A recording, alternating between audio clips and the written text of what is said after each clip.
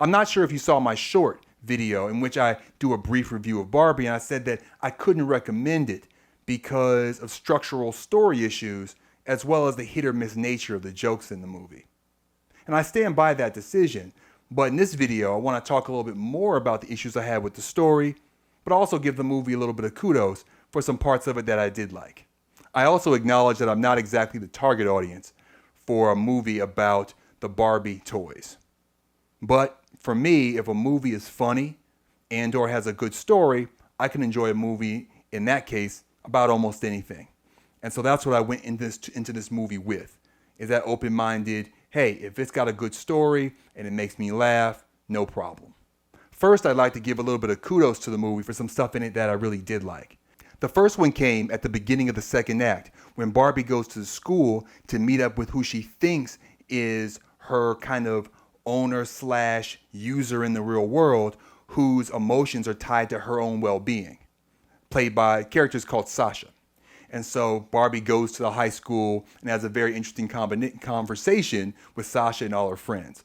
I really enjoyed that whole sequence, including the stuff that happens right before it and right after it. I thought that was really well done. The next sequence I wanted to spotlight is one in which Barbie and I believe Sasha and her mom Gloria all return back to Barbieland and see that it's become Kendom. And when they get back there, there's a whole kind of montage / sequence of all the stuff that Ken's changed now that he's been, has experienced or learned about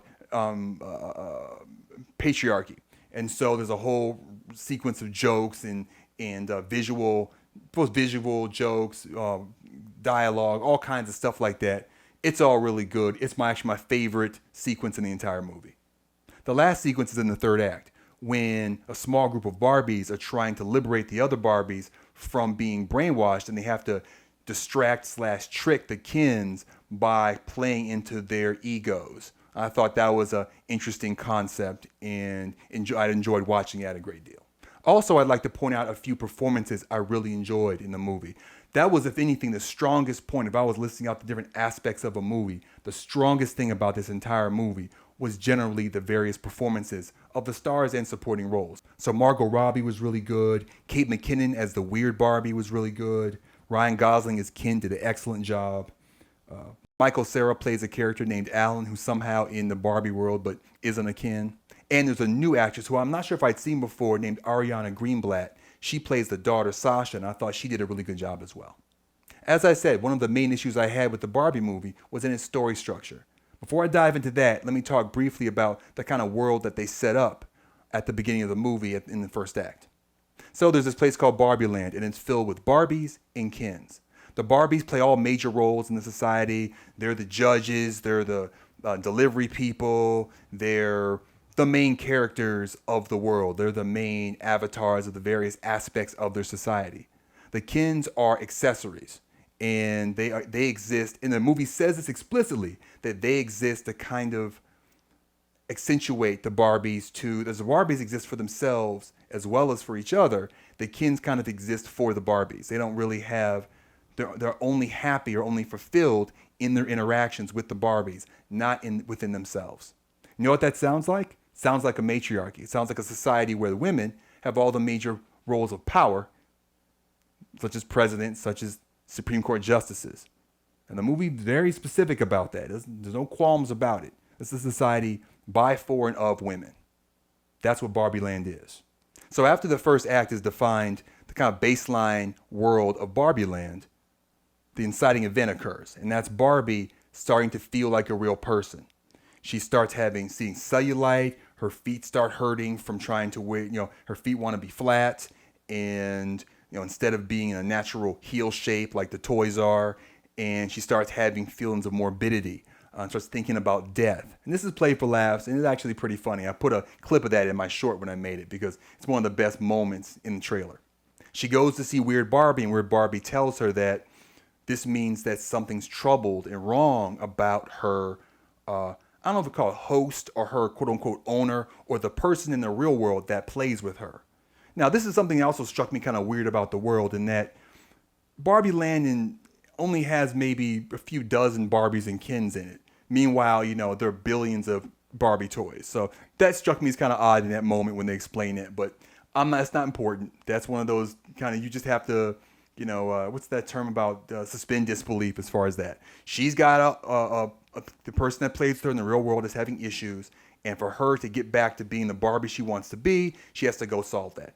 Okay, you just take that as the first act, you just accept that's how it goes, and move on from there. As she's getting this realization, she also has flashes of a mother and daughter who are not in a great relationship. The daughter's a teenager now, and there's some disconnection between mom and daughter. And so Barbie's kind of seeing these visions, being told that she has to help out her real world contemporary or person in the real world that's connected to her as a toy. And so she makes this very silly and somewhat enjoyable journey to the real world. I thought it could have been funnier because, they could have done anything. I thought it was okay. And it's a recurring joke. The travel between Barbieland and the real world occurs several times. I thought that was a missed opportunity because it's kind of funny a little bit, but I felt like it could have been funnier. Anyway, she makes a journey to the real world. And that's when we run into that first scene I was telling you about where she seeks out Sasha, the daughter, presuming that the younger of the two people would be the one she's connected to.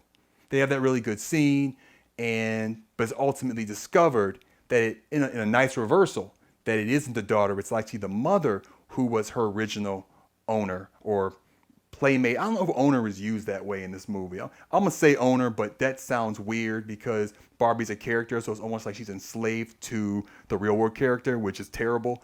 But I'm just going to say owner because I keep on tripping on it. So her owner is actually the mother, and the mother is the one that's sad. So with what I've said, which encapsulates most of the first half of the movie, you think you had a pretty good idea of what the story of the Barbie movie is. It's about Barbie, and it's about this mother and daughter and their relationship, and specifically the mother and the emotional things that she's going through as the mother of a teenage daughter. That's what you would think the story of the Barbie movie is. But it isn't. In fact, that gets discarded not long after that school scene that I like so much. Now, there is the nice reversal of it's actually the mother and not the daughter, and that's not unexpected. That's kind of comes with the territory. You want to make it a little bit interesting. You can't just make it too obvious what's going to happen. So that reversal happens, but then right after that happens, a new story pops up. Before I go on, if you got this far, please like and consider subscribing. You see, one thing I didn't mention was that Ken actually, hitched a ride with Barbie. She knew about it and she protested a little bit, but he kind of begged or whatever it is, I think. And she said, all right, fine, you can come with me. And why wouldn't he do that? He's basically exists for her. He has no real definition of himself outside of her. So what else would he do? She comes with him, but then when he gets to the real world, he discovers the patriarchy. Right? And so what happens is he discovers the patriarchy, and then he returns to Barbieland without her. And we don't see him for a little bit, for 10, 15 minutes of movie, while there's some plot stuff going on with Will Ferrell, who's kind of wasted in this, honestly. He doesn't really do a whole lot. And I was excited to see him when I realized he was in the movie, only for most of the jokes written for him not being particularly good. But there's some stuff going on with him. But unbeknownst to everybody, that's the real kind of inciting event, you could say, was Ken discovering the patriarchy and taking that knowledge back to Barbieland. What we discover pretty quickly when Barbie and Gloria and Sasha return to Barbieland, I think the idea was they return to Barbieland so that Barbie can heal either their relationship or just heal her owner, Gloria, who, is still kind of unhappy. So they head back to Barbieland ostensibly to do that, still kind of pretending that's what the movie was about. Then they get back to Barbieland and it's been turned into the Kingdom, which is a awkward play on kingdom. I feel like they could have come with something better. Every time I heard it, I'm not even sure what I'm hearing. Am I hearing kingdom or kingdom? It's hard to pronounce. Not a good call there, but whatever. It doesn't really matter. So they arrive back, and that's where my favorite sequence of the movie is, where you have this ridiculous, exaggerated version of the patriarchy. Now, the men are all in charge. The women have somehow all gotten brainwashed by Ken's knowledge. I think there's one line where they try to explain it, but it isn't really explained. It's like some fog somehow all the women got put into. And so the women get back, and suddenly the movie is about defeating Ken and reverting the kingdom to Barbieland. And that's what the rest of the movie is really about in terms of the actual plot, what happens. I think at this point it's important to mention that Ken was a very sympathetic character to start the movie. It was pretty sad the way they described his role. His role, I guess all Ken's roles, so let's focus on Ryan Gosling's Ken, but all roles really of Ken in the society. It's really sad how he exists only for Barbie and not for himself, but yet he's sentient. That's a pretty miserable existence, I would think. And indeed, you see him and his ego is entirely tied to Barbie, who has no knowledge or comprehension of how important she is to him and treats him terribly while he's just begging for attention and for validation. So when this happens, on the one hand, the Kendom is such an extreme patriarchy that's even worse than the matriarchy because it's essentially a dictatorship. So he's in charge of everything. And then the men are just kind of, I guess, pushing the women around, but they're in this fog, so they're just doing what the men want them to do and don't really seem to care. So it's like almost like a benevolent dictatorship that they're in at that point. I don't think there are any judges. He's not the president. He's just Ken. It's just his world.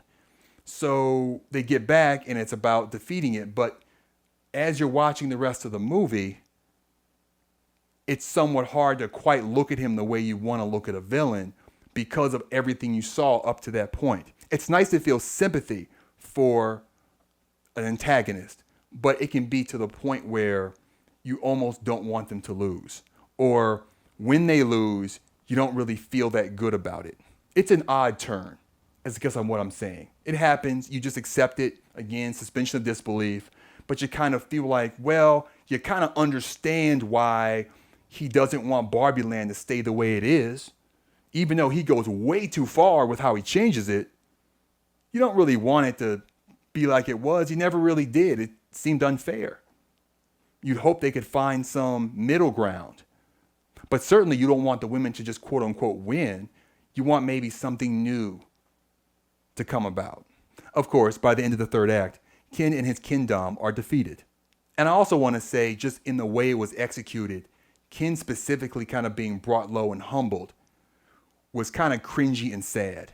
I really didn't, for the antagonist, I really didn't like the way they did it. It just seemed almost cruel, I guess. I honestly can't remember the details, but I just remember not really feeling great when it happened. It wasn't particularly funny or inspiring or anything. It was just, okay.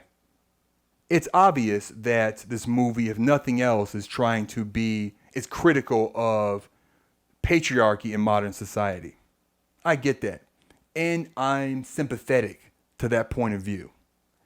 The problem is a lot of the analogous things that are going on in the movie don't really quite fit the critique that they seem to have. Because to me, the fundamental critique of the patriarchy by feminists is that women and men should have equal opportunities in our society, should be treated fairly, and that the yoke that each gender carries in our society should be an even yoke.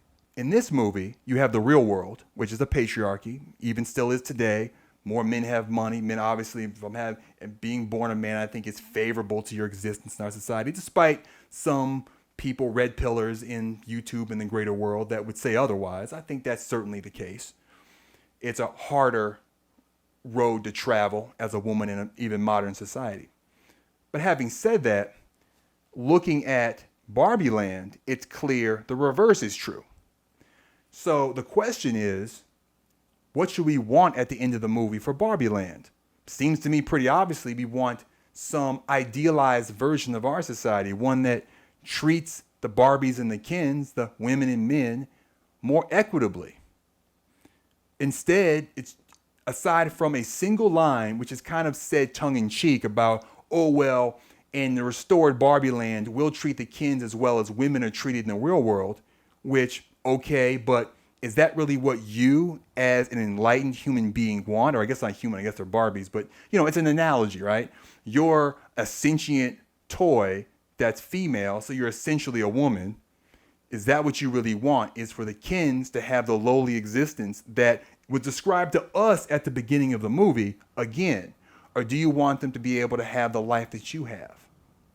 I would think it would be the latter. But this movie doesn't, at that point, the analogy seems to falter, and we're supposed to be happy that Barbieland is now returned to the reverse, the reverse of the real world, instead of a better place for the Barbies and the Ken. So that's a huge misstep, and it wouldn't have been hard to do differently. It doesn't affect the story.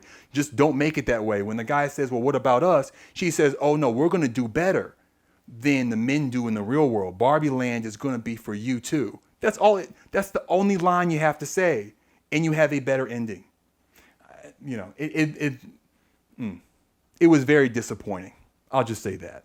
Staying with the politics, there's also a moment, and it's part of the story, and it's kind of clever, but I think it comes across too heavy-handed, where in order to break the women, the Barbies, out of that fog that they have to, Gloria has to use feminist critique or complaining about the real world to snap them out of it. And I guess it's the real world, even though they're Barbies. I don't know why her critiques of the real world would affect Barbies, since they live in a matriarchy.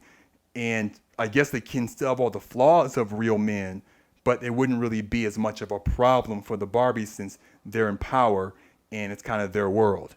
But anyway, so you have this segment that's, a minute or two long of just Gloria spouting feminist critiques of the patriarchy.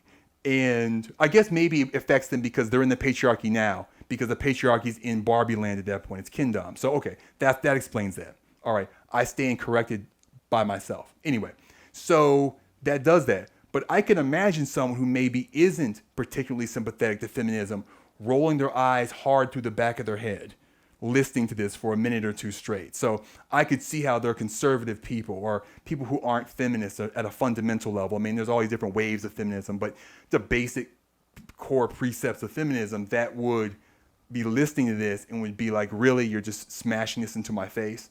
So I think that could have been done maybe a bit more artfully. Didn't really bother me particularly much. It was somewhat entertaining, but I could see how that would turn off a segment of the population that isn't as sympathetic to them.